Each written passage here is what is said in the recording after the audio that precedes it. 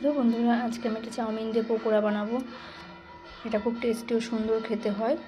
তো আশা করি ভিডিওটা তোমাদের খুব ভালো লাগবে। দেখো আমি কী করে চাউমিন দিয়ে বানাচ্ছি। প্রথমে চাউমিন অল্প করে নিয়ে সিদ্ধ করে নিয়েছি, হালকা মিডিয়াম সিদ্ধ করে নিয়েছি। তারপর দুটো ডিম ফাটিয়ে তাতে লবণ দিয়ে পেঁয়াজ কুচি, টমেটো কুচি, কাঁচা লঙ্কা কুচি ভালো করে ফ্যাটিয়ে নিয়েছি। তার মধ্যে একটু লঙ্কার গুঁড়ি আর একটু হলুদ পরিমাণ মতো দিয়ে ভালো করে চাউমিনগুলো দিয়ে মাখিয়ে নিয়েছি। ভালো করে একটা ব্যাটার টাইপের মাখিয়ে নিয়েছি।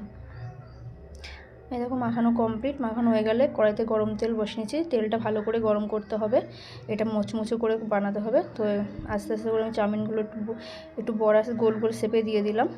এটা ভালো আস্তে আজে ভালো করে ভাজতে হবে কড়া করে। দেখো এখানে লাল লাল করে আমি ভেজে তুলে ফেলেছি। এটা কতটা দেখতে সুন্দর লাগছে, যতটা দেখতে সুন্দর ততটা খেতেও সুন্দর। দেখো এখানে আমার কমপ্লিট হয়ে গেছে।